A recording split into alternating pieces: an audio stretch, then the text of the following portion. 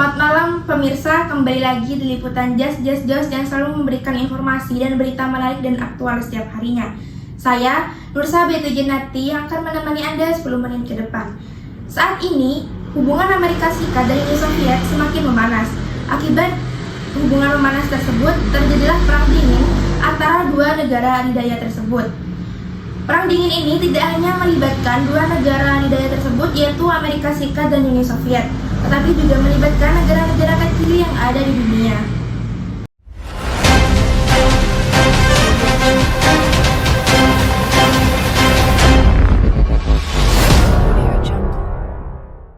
Baik pemirsa, untuk mengetahui informasi lebih dalam terkait perang dingin antara Amerika Serikat dan Uni Soviet, kami mengundang narasumber, yaitu Bapak Menteri Keamanan dan Keamanan Negara Republik Indonesia, yaitu Bapak Iwan Maulana Syarif. Baik Bapak, untuk perang dingin sendiri ini dimulai sejak kapan dan apakah perang dingin ini sampai saat ini masih terjadi Bapak? Baik, untuk dimulainya perang dingin sendiri itu pada tahun 1949. Untuk sampai saat ini perang dingin bisa dibilang masih berlanjut. Bahkan seperti kita lihat sekarang perang dingin tersebut semakin memanas begitu. Kira-kira apa faktor utama dari terjadinya perang dingin antara Amerika Serikat dan Uni Soviet ini? Baik, untuk faktor utamanya sendiri itu karena perbedaan ideologi. Seperti yang kita ketahui bahwa Amerika Serikat dan Uni Soviet itu memiliki ideologi yang saling bertentangan. Untuk Uni Soviet sendiri itu berideologi komunisme, sementara untuk Amerika Serikat sendiri itu berideologi demokrasi. Hal tersebutlah yang membuat kedua negara tersebut memiliki ketegangan hubungan. Selain itu, perang dingin ini juga disebabkan karena perebutan kekuasaan. Seperti yang kita ketahui bahwa Amerika Serikat dan Uni Soviet ini merupakan dua negara adidaya terbesar yang ada di dunia.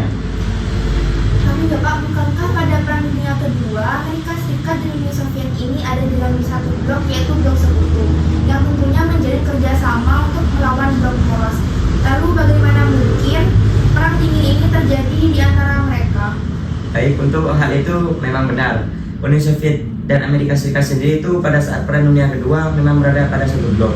Tetapi meskipun mereka berdua ada pada satu blok dan menjalin kerjasama, tidak menutup kemungkinan untuk mereka berdua ini saling menaruh kecurigaan dan kewaspadaan antara satu sama lain. Nah itu tadi karena perbedaan ideologi yang melatar belakangi perang dingin tersebut. Begitu. Kira-kira perang dingin ini memiliki ciri khas sendiri dibanding dengan perang-perang lainnya, ataukah sama dengan perang lainnya Bapak? Untuk ciri khasnya sendiri itu bisa dibilang berbeda karena dilihat dari namanya sendiri, perang dingin itu sudah memiliki nama berbeda dari perang-perang sebelumnya. Perang dingin sendiri itu ada 3, yaitu bentukan aliansi yang ada di dunia. Yang kedua, perebutan hegemoni dan kekuasaan. Yang ketiga, perlombaan teknologi. Baik Bapak, untuk sistem aliansi sendiri ini apakah mungkin muncul blok-blok sendiri seperti pada Perang Dunia Kedua? Untuk munculnya blok sendiri itu bisa dibilang kemungkinan besar akan terjadi karena dominasi antara Uni Soviet dan Amerika Serikat juga dapat mempengaruhi hubungan yang ada di internasional. Munculnya blok itu seperti blok barat dan blok timur. Untuk blok barat dan blok timur itu sendiri yaitu dibentuk oleh Amerika Serikat dan Uni Soviet begitu. Untuk blok dari Amerika Serikat itu seperti apa Bapak? Untuk blok dari Amerika sendiri itu seperti yang baru dimunculkan oleh Amerika Serikat itu ada 3, yaitu NATO, SETO, dan juga Pakta ANZUS. Untuk NATO sendiri itu organisasi yang dibentuk oleh Amerika Serikat dan negara-negara Eropa yang bisa dibilang tidak dipengaruhi oleh ideologi komunis atau berpihak pada Amerika. Untuk SETO sendiri itu yaitu gabungan dari negara-negara Asia yang berada pada pihak Eropa. Untuk Pakta ANZUS sendiri itu disingkatan dari Australia, New Zealand, dan Uni State. Ketiga organisasi tersebut sama-sama bertujuan untuk membendung ideologi komunisme yang ada di seluruh dunia.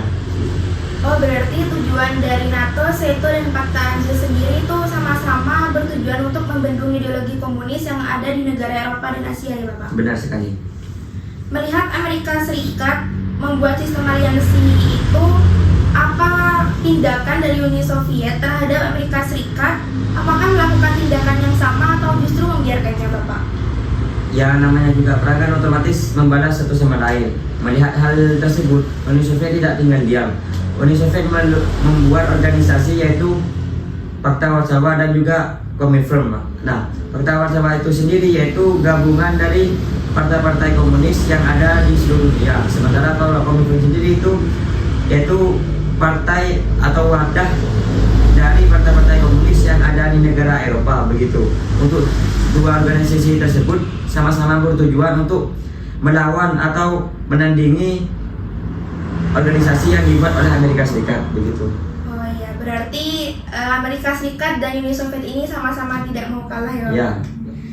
Untuk perebutan hegemoni dan kekuasaan yang seperti Bapak tadi sampaikan, itu seperti apa Bapak? Untuk perebutan hegemoni dan kekuasaan itu, Amerika dan Uni Soviet itu berlomba-lomba untuk mencari wilayah yang bisa dibilang strategis lah untuk yang dapat menguntungkan mereka berdua begitu. Untuk wilayah negara Asia Tenggara sendiri, apakah bisa dibilang wilayah yang strategis dan memiliki potensi untuk diduduki oleh Amerika Serikat dan Uni Soviet, Bapak? Untuk negara wilayah Asia Tenggara sendiri itu bisa saya katakan memiliki potensi lah untuk diduduki oleh Amerika Serikat dan Uni Soviet.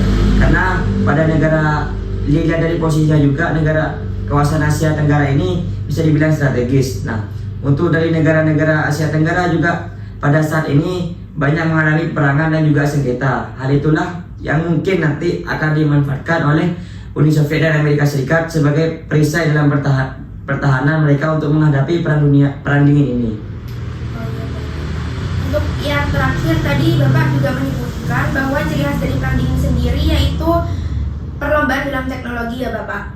Nah, untuk perlombaan teknologi yang disampaikan Bapak tadi itu seperti apa dan mungkin Bapak bisa menjelaskannya? Baik, untuk perlombaan teknologi sendiri itu karena ya berarti yang kita ketahui bahwa negara Amerika dan Uni Soviet sendiri itu merupakan dua negara adidaya terbesar di dunia. Yang otomatis mereka ini ingin berlomba-lomba untuk menjadi yang terkuat. Nah, hal tersebutlah mereka lakukan atau mereka lakukan itu kayak berlomba-lomba untuk mencapai kemenangan dengan melalui teknologi seperti alat persenjataan, militer, komunikasi, antariksa dan juga transportasi begitu. Untuk perlombaan teknologi yang paling menonjol itu di bidang apa, Pak? Untuk perlombaan teknologi pada saat perang dingin antara Uni Soviet dan Amerika Serikat ini sendiri, yang paling menonjol itu yang saya amati yaitu pada teknologi militer dan juga persenjataan. Karena seperti yang kita ketahui bahwa kunci kemenangan dari perang sendiri itu ada pada senjata dan militer. Nah, Amerika Serikat dan Uni Soviet ini berlomba-lomba untuk membuat nuklir yang bisa dibilang mampu lah untuk menghancurkan suatu negara begitu. Oh iya, baik Bapak. Ya baik Bapak, terima kasih atas informasi terkait perang dingin antara Amerika Serikat dan Uni Soviet. Kami dan para pemirsa tentunya berharap untuk perang dingin ini cepat selesai agar tidak memakan banyak korban jiwa, Bapak.